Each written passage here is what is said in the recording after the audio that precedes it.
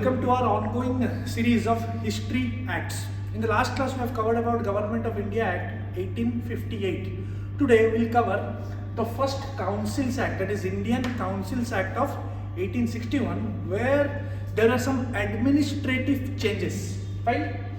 So first of all, during that time, Lord Canning was the Viceroy and Charles Hood was the Secretary of State. Now, first of all, there are some changes in the composition of Governor General in Council. For example, in Executive Council, there were already 3+1. Fine. Now, one more member was added. He was a jurist and a Commander-in-Chief of extraordinary member. Now, if you remember, in our old videos, I had covered the Amending Act of 1786 in the Pitt's India Act video. So there we had clearly talked about that Cornwallis will become the Commander-in-Chief. And after some years, in the Charter Act of 1793, it was mentioned all the future Governor Generals will be the Commander-in-Chief. And it was in this act, in Indian Councils Act of 1861, when again Commander-in-Chief was separated and it's a separate post from the Governor General. In Legislative Council, already additional 6 members were there as per Charter Act of 1853. Now here, additional 6 to 12 members were added. It means maximum 12, minimum 6. And they will be nominated by the Governor General. Tenure is for 2 years and half of them will be non-officials. It means half of these members will not be from the government. They will be non-officials. And here explicitly it is not mentioned about Indians, whether they will be Indians or not. Not mentioned about Indians explicitly. It is up to the Governor General.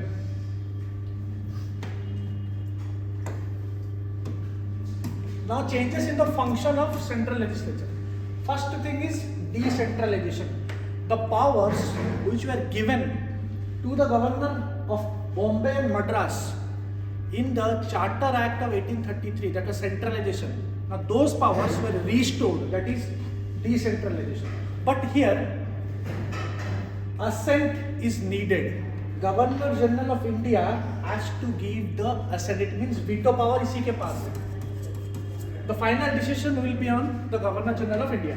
In matters like defense and telecommunication, prior approval of Governor General is needed.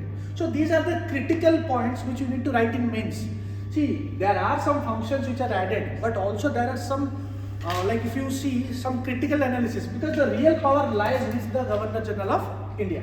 The act allowed establishment of new councils in other provinces. For example, north west frontier province का जो council है वो बाद में 1886 में हुआ. Burma और पंजाब का काउंसिल वो हुआ 1897 में.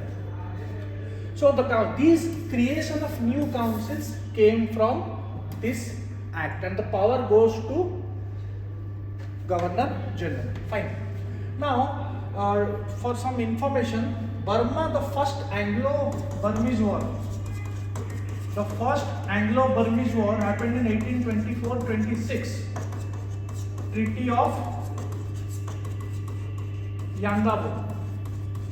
Now, Treaty of Yangabo established the diplomatic relations. It was not annexed. Burma को एनेक्स नहीं किया गया था, डिप्लोमेटिक रिलेशंस शुरू हुआ था. इसके टाइम पे the governor general was lord Amherst. ये है first Anglo Burmese war. Second Anglo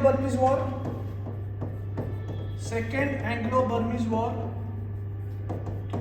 Dalhousie के टाइम पे हुआ था 1851-52 के टाइम पे, जहां पे बर्मा वॉज एनेक्स्ड. तो यहां से बर्मा वॉज एनेक्स्ड, यहां से बर्मा का काउंसिल हुआ 1897 में. कौन सा एक्ट से? 1861 का काउंसिल एक्ट से. And finally Burma was separated from India in government of India act 1935, जहां पे Burma was separated from India. So this is the evolution of Burma relations with British India. Now the act also empowered the Governor General to create new provinces. अलग new provinces भी create कर सकता है and also appoint lieutenant governor for that provinces, उसी provinces का lieutenant governor भी कर सकता है। Now one of the most important point is about ordinances. The Governor General was empowered to issue ordinances in case of emergency and without the concurrence of the Legislative Council.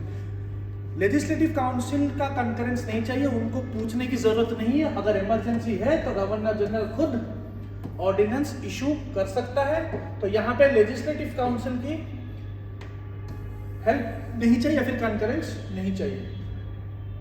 Point to be noted here, these executive council members will also sit in legislative council as per the latest act, that is the last act, Charter Act of 1853. Obviously executive council will have veto, but they will also sit in the legislative council. Now we'll talk about ordinance. Now I'll tell you some information about ordinance, but before that we'll cover this. The act also introduced portfolio system for the first time. Now what is portfolio system? Portfolio system is departmentalization, giving different departments, work of different departments. So in today's time, the portfolio system we see in cabinet committees. If we talk about polity, it's about cabinet committees. There is a cabinet of 15 to 20 members. We give them different works, like from different cabinet committees. Cabinet committee on economic affairs, cabinet committee on political affairs, cabinet committee on security, cabinet committee on skill, cabinet committee on investment. These are the two recent cabinet committees. Cabinet committee on accommodation. So there are total 8 cabinet committees. So that origin, the foundation of cabinet system also goes back to this act because of this portfolio system. Now ordinances. Now if we talk about ordinances,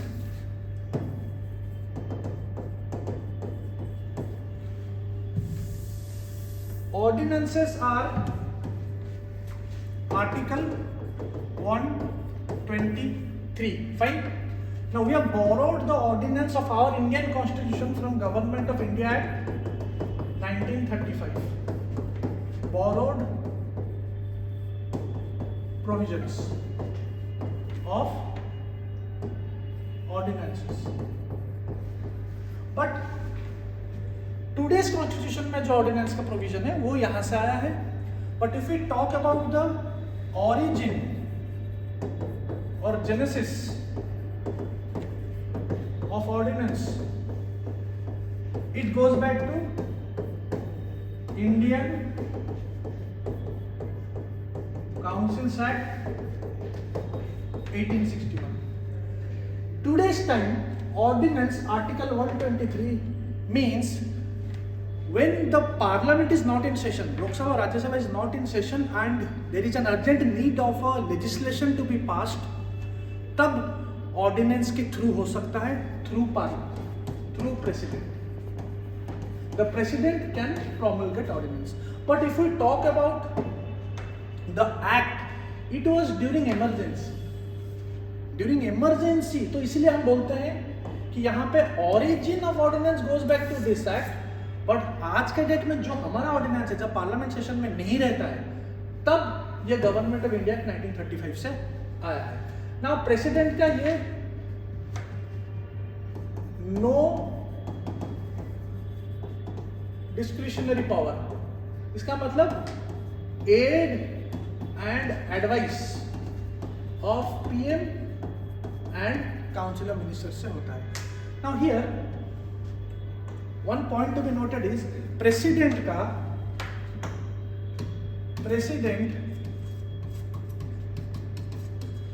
has no constitutional discretion. हमारे constitution में जहां जहां president का नाम है, I am talking about constitution it is articles, वहां वहां वो डिस्क्रिशनरी पावर नहीं है. President only has situational discretion. Example, जब there is no majority, at that point of time president can call anyone and ask them to prove your floor test and to have majority or to form government.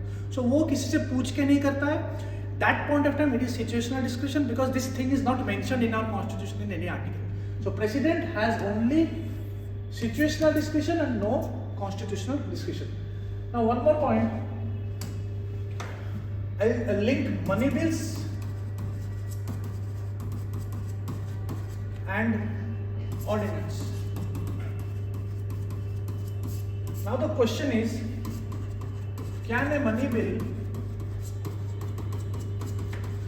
passed as an ordinance? Can a money bill passed as an ordinance? Now the answer is yes. Money bill can be passed as an ordinance. Now from where we find this yes? Because money bill, article 110, ordinance 123, it does not talk anything directly.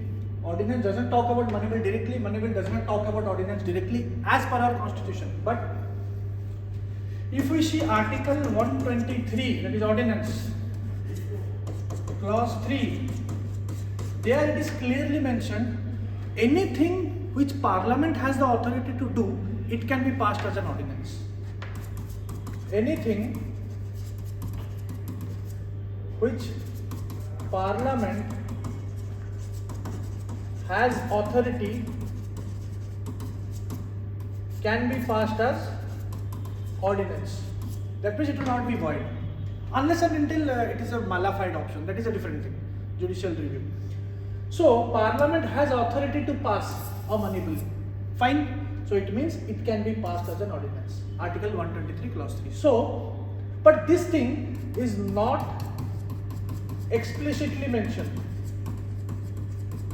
it is implicitly mentioned, because directly it is not mentioned कि money bill, the word money bill can be passed as an ordinance. It is mentioned anything which parliament has an authority that can be done through the ordinance route. So that's it for today. We'll see you in the next class. Thank you.